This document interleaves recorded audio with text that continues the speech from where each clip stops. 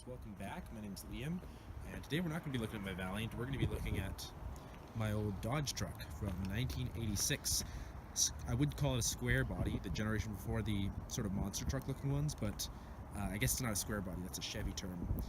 The sheet metal, a lot of this design and the sheet metal date back to the 1970s actually, but Dodge was of course short up for money, so they reused a lot of the tooling and design for the next generation Dodge Ram rather than just Dodge truck. And now they got rid of the Dodge, it's just a Ram truck now. Here it is. Long box, as you can see, very spacious. Not too bad for rust actually for being over 30 years old. As far as I understand, these Dodge trucks, they galvanized a lot of the steel. There is a little bit of rust near the bottom, but really not that bad. Dodge trucks, in my opinion, are actually really good buys if you're looking to buy an older truck, just because they are so cheap for what they are. And they are usually a reliable truck with the LA 318 V8s or 225 slant 6s, which they put in these up until 87 or 88, I think, before they replaced them with a V6, Magnum V6 maybe. Very colorful plate on the front. I get a lot of comments for that. And as you can see, I've also winterized it. It has cardboarding behind there and a few other modifications, which maybe I'll show another time. But today I mostly just want to show off the condition of the truck and how it drives and such. Now, you can tell this is just a normal Ram and not a power Ram, or W150 as they're sometimes called, because it has the independent suspension on the front and not the axle running straight across.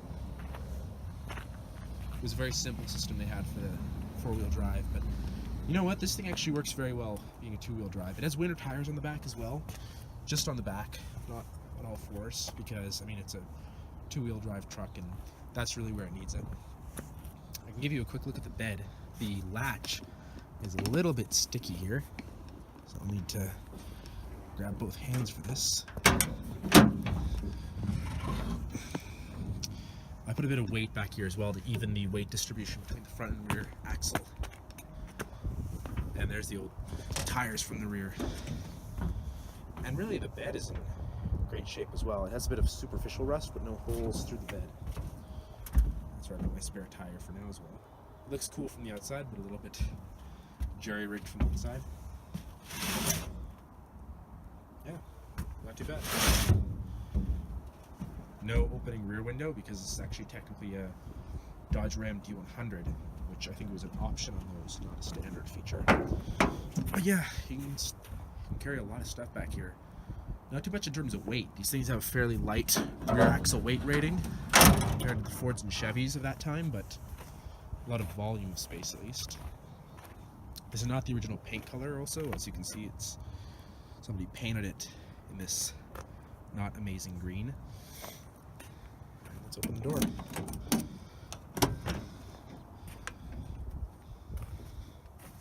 The door panels themselves are taken from a later truck, probably a 92 or something like that. I took it from the junkyard because they're the same color as the seat and everything, but they're nice. Much nicer than the original panels.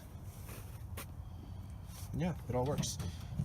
This truck was in not great condition when I got it, and I've done a lot of upgrades to it, and like the spring in here wouldn't work and stuff, so I replaced a lot of that stuff with this pieces from a junk truck that I found in a junkyard. And that truck probably didn't have many kilometers on it. It was in nice shape, but I mean, the interior on this thing is overall pretty nice, especially the seat. Aside from this, we'll ignore that. I also have the correct color for this that I took from that junk truck, but I just haven't gotten around to putting it on. I put these to make it a little more comfortable. And somebody put a really hack job of putting a radio in there, but which I'm not a big fan of, but it's an FM radio now, so that's good. Alright guys, so here we're going to do the starting procedure for the Dodge Ram. It's actually very easy to start, basically 3 pumps, and then just turn the key until it starts. Started right up. I haven't started in like 2 weeks. But that being said, it's a fairly warm day today, which is also why I wanted to make this video. Fairly mild. Actually only 4 degrees outside, which is pretty amazing for Saskatchewan in late November already. We're going to see how it drives some of the warm weather modifications I made to it, given that it was, I've kind of adapted it to, drive around at -15 and stuff. Given that it's this warm, hopefully it shouldn't cause any problems, but we're not going to drive for long. We'll just take it around the block. And hopefully my camera doesn't fall off from the tripod either. Okay, so I have it on high idle here. Maybe we'll, in a few seconds, plop it down to low idle. Power steering in this thing as well. That's nice to have compared to my car. It's only a 3-speed torque flight, but that's a very reliable transmission. And really, what else do you need just for a city truck? This thing's not that stable on the highway either, so I don't like braving the highway. And yeah, I guess we'll let it go. It has a heater as well. I'm pretty sure these had knobs originally. No AC, like I say, it's only a D100. Yeah, let's go take it for a drive, I guess. Ordinarily, I'll let it warm up more, but we'll give it a go like this, just so we're not sitting here waiting forever.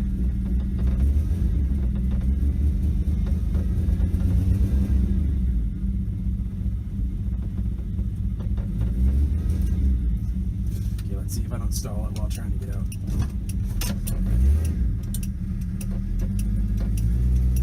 A little bit of snow, it seems like. And there we go. Awesome, it's working great.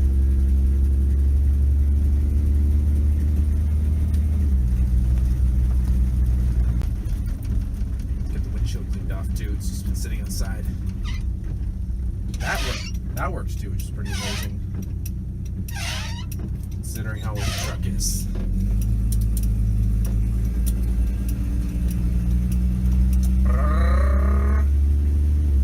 Yeah, this thing is fun to drive.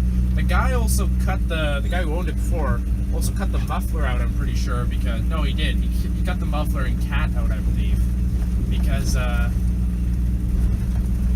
improved the fuel efficiency of the thing. Actually, that's probably not the reason. The real reason is probably that he, oh, here's another ram. Real reason is that he probably wanted to get more power out of it. Cut the cat and the muffler out. But, for a tiny 6-cylinder, it's only 3.7 liters. It really sounds substantial when you gun it.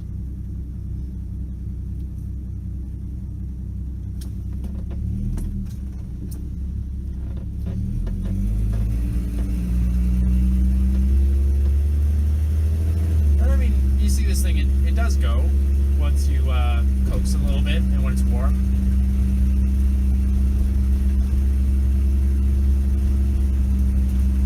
Heater works pretty good in this thing too. Small cab. I'm not gonna try it right now though because it's pretty mild today, honestly. And I'm wearing a sweater. And to top it off, just be more wind noise in the camera. Not that it isn't loud already in the microphone, I'm sure. Yeah, it's kind of nice. Let's take this thing for a little drive through the city. Show you guys how it rides. It's not fully warm, but I can see from the gauge here that it's warming up. That's good. And this thing, it's hard to describe, but this is just a fun truck to drive. It's super light for a truck too. It probably weighs only 3,000 pounds. I mean, I'm pretty sure I checked at one point, but this thing doesn't have anything in it. It doesn't have, the only lighter you could get for a Dodge truck at the time is probably power steering delete and a short bed.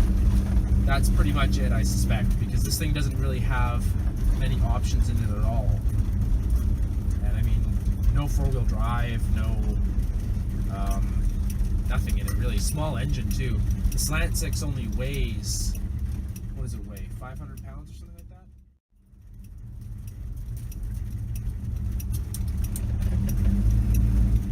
Oh, that's not a really good example because then you come to a stop.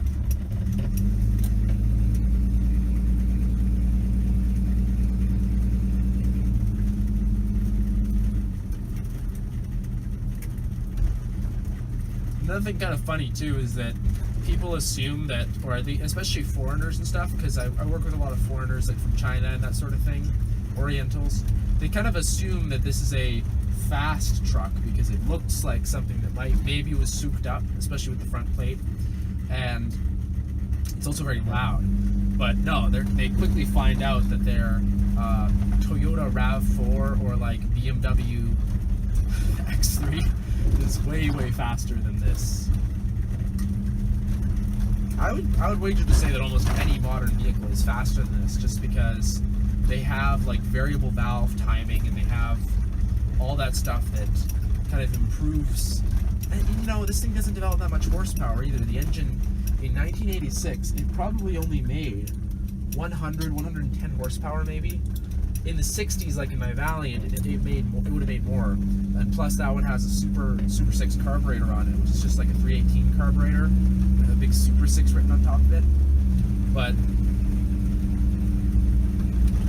yeah, you can feel a big difference between the Valiant and this, which would be a really good point of comparison when I get my Valiant back up and running for the summer to show you guys.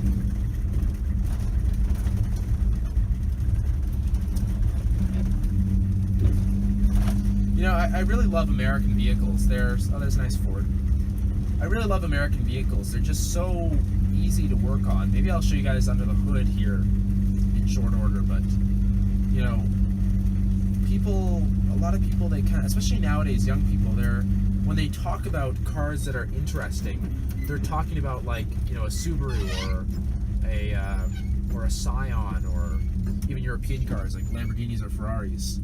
And maybe it's like hip hop or something that's kind of glorifying these exorbitantly rich vehicles, but vehicles like this, you really can't. I mean, I'm going to put it this way: not that European and Japanese vehicles aren't well engineered, but especially given that these are from here, you just can't get a cheaper vehicle realistically. I bought this truck literally. I'm not kidding. I bought this truck for $600. It ran perfectly great. It was missing a few things like a spare tire, but you know, let's say $1,500. That's all I've put into this truck so far over like 6 months of ownership, and after that it's going to go way down because I already have, you know, the tire and new windshield and everything to pass all that stuff. But you know, for a vehicle like this, you go to a pick apart for $30, you get everything that was missing, and you're done. Like you just can't like, you know, restore a Jaguar or something for that much money. You just can't do it. And you know, whatever, it's not as cool as a Jaguar, but yeah, it's pretty close. You know, a lot of people comment on my truck and my car, and people like it. You know, I think people appreciate that stuff that is relatively old is still being used and taken care of. And you know, sure, I drive this truck in the winter. It already had rust, but at least it's not sitting in a junkyard.